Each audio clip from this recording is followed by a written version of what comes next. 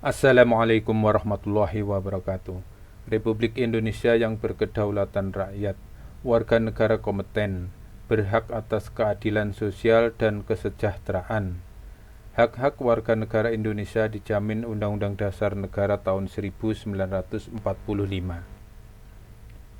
Pemirsa yang berbahagia dimanapun berada, belajar kepada siapapun, kapanpun, dan dimanapun untuk meraih hikmah kebijaksanaan hidup dan kehidupan. Pemerintah negara Indonesia yang melindungi segenap bangsa Indonesia dan seluruh tumpah darah Indonesia dan untuk memajukan kesejahteraan umum, mencerdaskan kehidupan bangsa, dan ikut melaksanakan ketertiban dunia yang berdasarkan kemerdekaan, perdamaian abadi, dan keadilan sosial. Undang-Undang Dasar 1945 Pasal 31 Ayat 1 yang menyatakan bahwa setiap warga negara berhak mendapatkan pendidikan.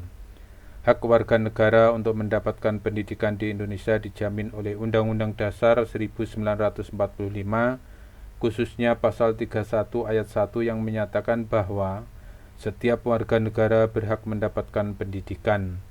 Berikut adalah beberapa poin penting terkait hak warga negara dalam mendapatkan pendidikan. Pendidikan adalah hak setiap warga negara tanpa terkecuali. Ini berarti setiap individu, terlepas dari latar belakang suku, agama, ras, gender, atau kondisi ekonomi, memiliki hak yang sama untuk mengakses pendidikan. Pemerintah wajib membiayai pendidikan dasar. Pasal 31 ayat 2 Undang-Undang Dasar 1945 mengamanatkan bahwa setiap warga negara wajib mengikuti pendidikan dasar dan pemerintah wajib membiayainya. Ini berarti pemerintah bertanggung jawab untuk menyediakan akses pendidikan dasar, yaitu SD dan SMP secara gratis bagi seluruh warga negara.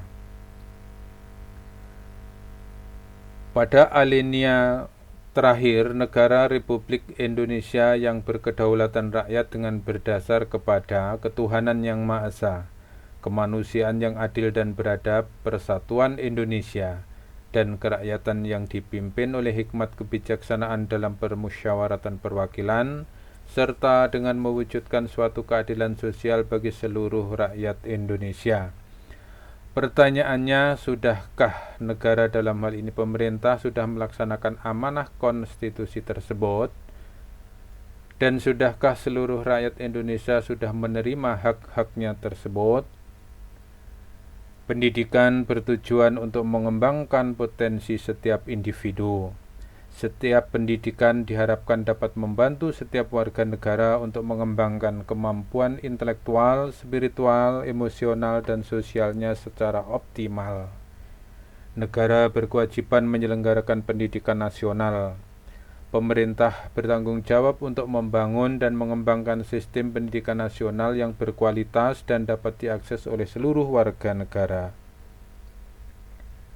Selain Undang-Undang Dasar 1945, hak warga negara untuk mendapatkan pendidikan juga diatur dalam beberapa peraturan perundang-undangan lainnya seperti Undang-Undang Nomor 20 Tahun 2003 tentang Sistem Pendidikan Nasional, Undang-Undang Nomor 14 Tahun 2005 tentang Guru dan Dosen.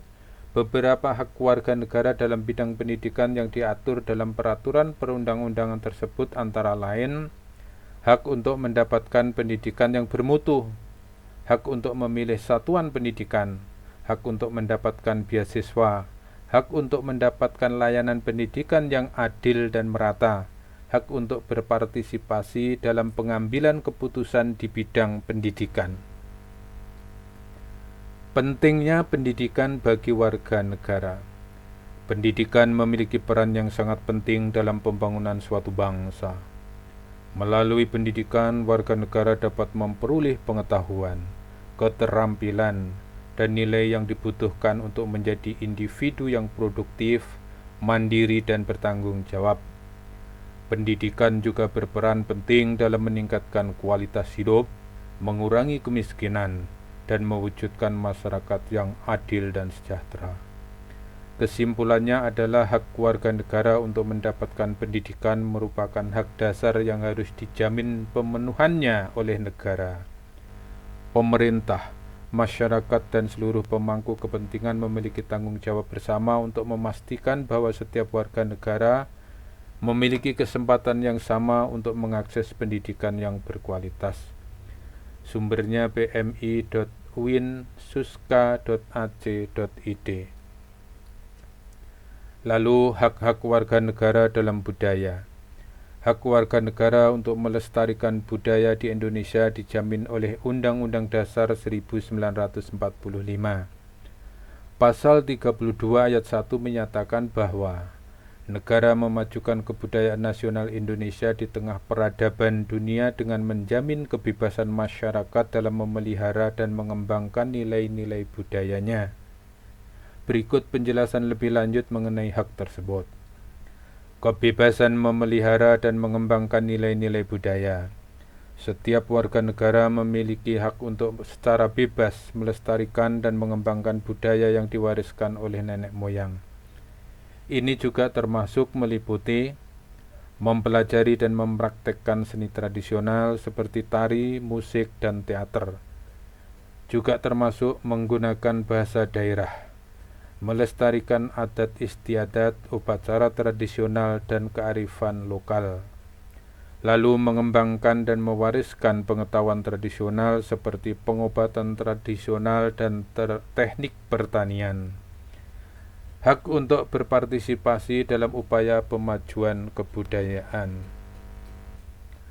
Warga negara berhak untuk ikut serta dalam berbagai kegiatan yang bertujuan untuk memajukan kebudayaan nasional seperti festival budaya, pameran seni, dan seminar.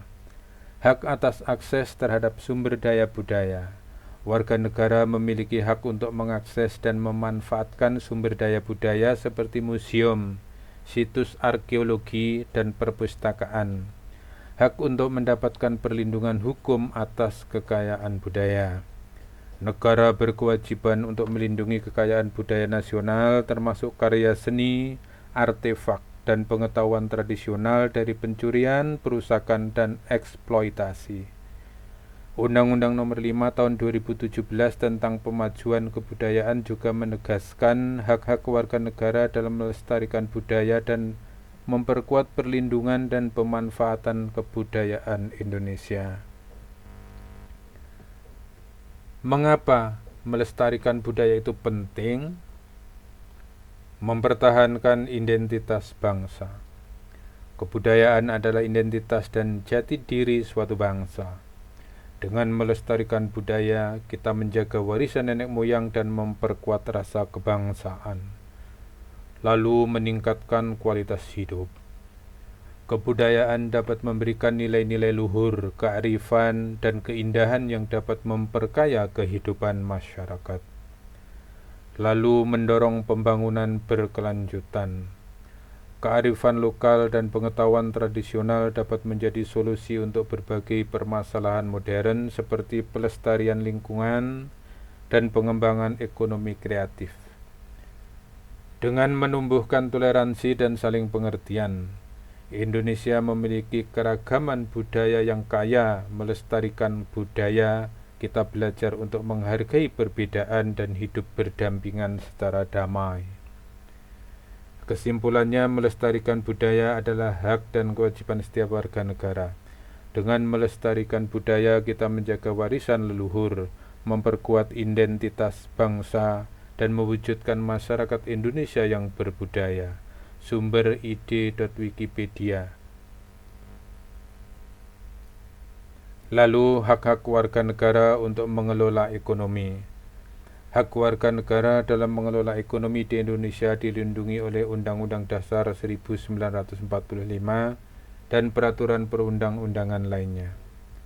Prinsip dasar pengelolaan ekonomi di Indonesia tercantum dalam pasal 33 Undang-Undang Dasar 1945 yang mengamanatkan ekonomi kerakyatan. Berikut ini beberapa hak warga negara dalam mengelola ekonomi. Hak untuk bekerja dan mendapatkan penghidupan yang layak. Setiap warga negara berhak atas pekerjaan dan penghidupan yang layak bagi kemanusiaan.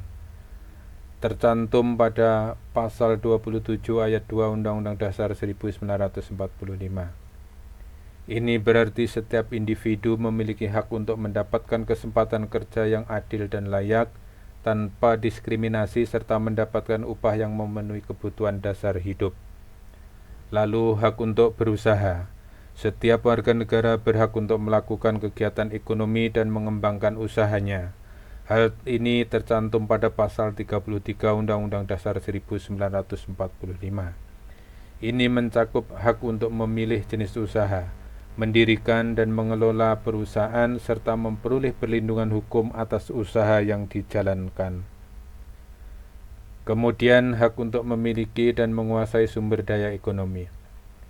Bumi dan air dan kekayaan alam yang terkandung di dalamnya dikuasai oleh negara dan dipergunakan untuk sebesar-besar kemakmuran rakyat.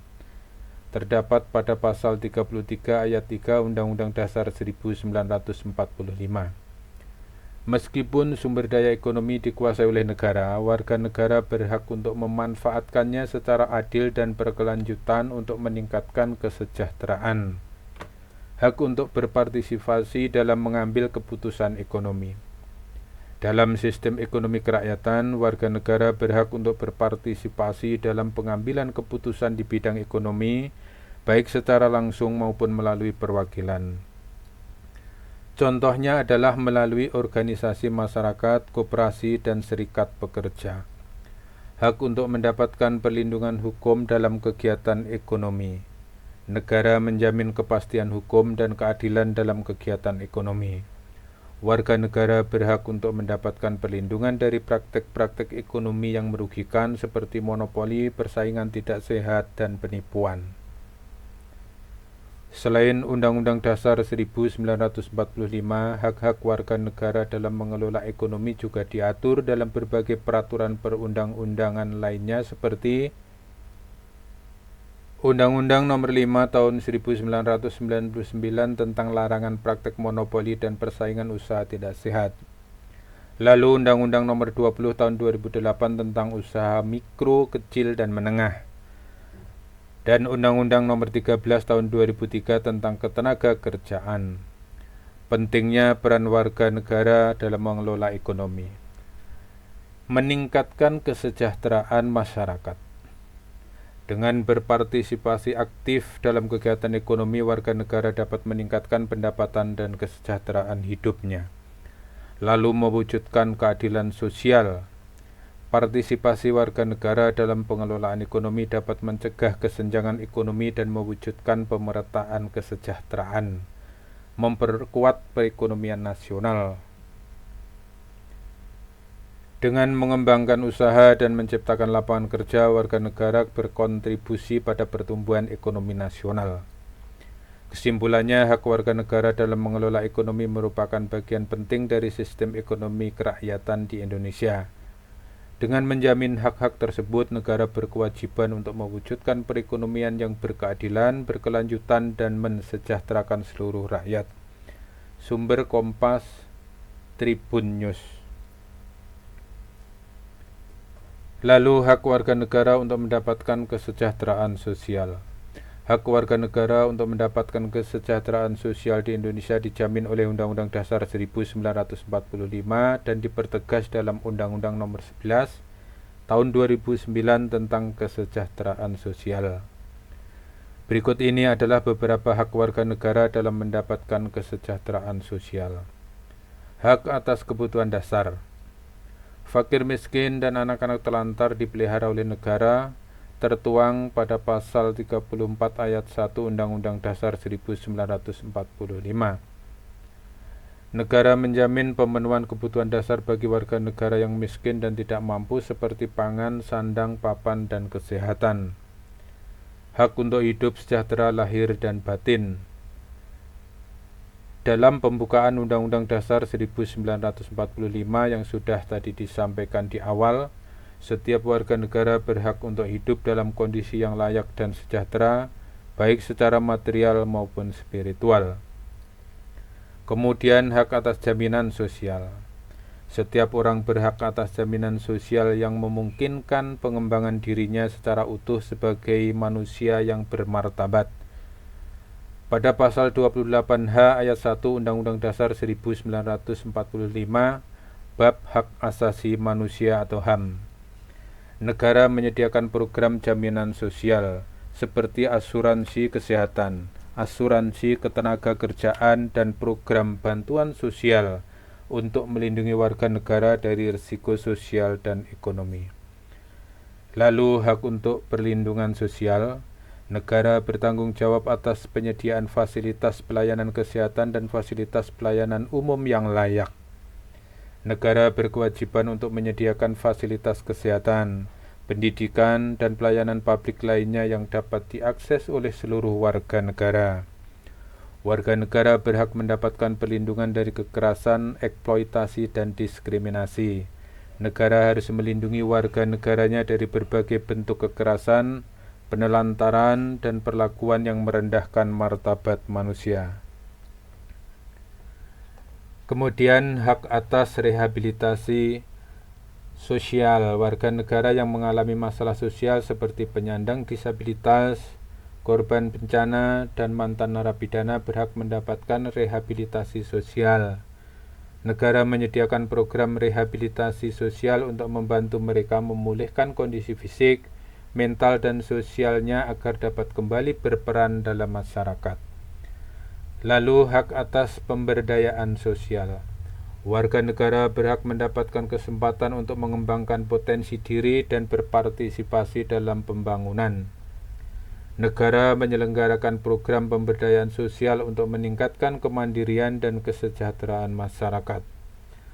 Contohnya program dan kebijakan pemerintah dalam mewujudkan kesejahteraan sosial yaitu Program Jaminan Kesehatan Nasional atau JKN, Program Keluarga Harapan atau PKH, Bantuan Pangan Non-Tunai atau BPNT, Program Indonesia Pintar atau PIP, Program Rehabilitasi Sosial, Pembangunan infrastruktur sosial seperti rumah sakit, sekolah, dan jalan.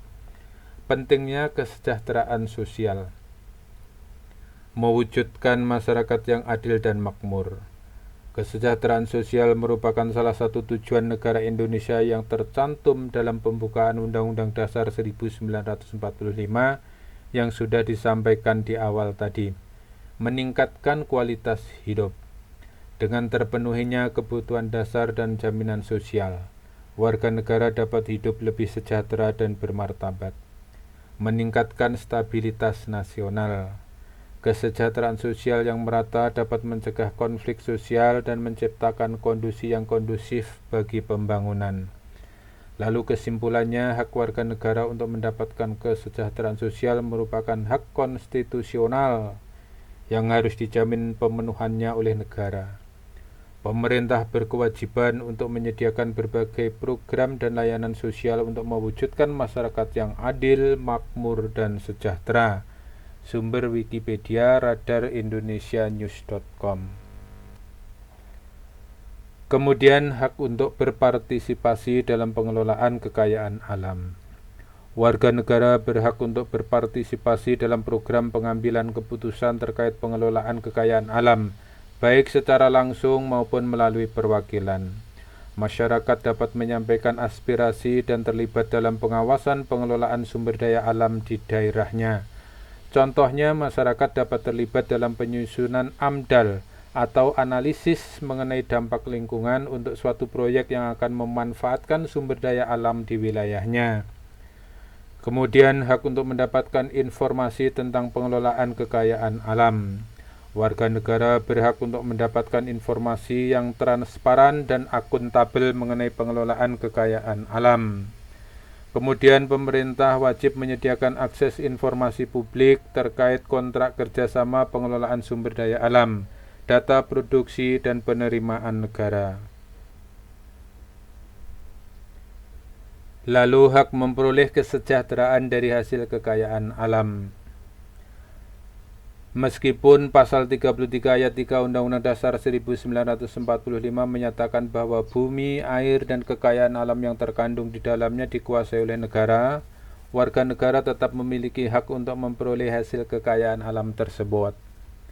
Penguasaan negara bertujuan untuk mensejahterakan rakyat, yang berarti pemanfaatan kekayaan alam harus memberikan manfaat sebesar-besarnya bagi seluruh warga negara. Berikut ini beberapa hak warga negara terkait hasil kekayaan alam yang dikuasai negara.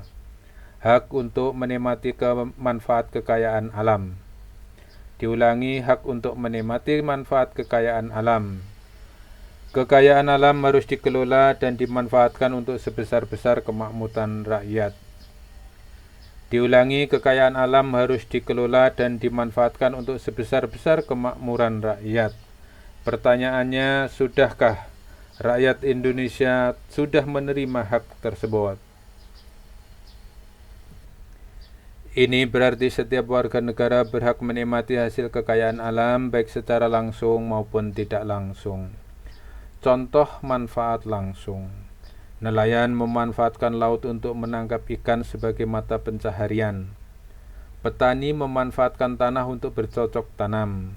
Masyarakat memanfaatkan air bersih untuk kebutuhan sehari-hari. Contoh manfaat tidak langsung adalah penerimaan negara dari sektor sumber daya alam digunakan untuk membiayai pembangunan infrastruktur, pendidikan, kesehatan, dan program-program sosial lainnya yang bermanfaat bagi seluruh rakyat. Kemudian hak untuk mendapatkan perlindungan dari dampak negatif eksploitasi kekayaan alam.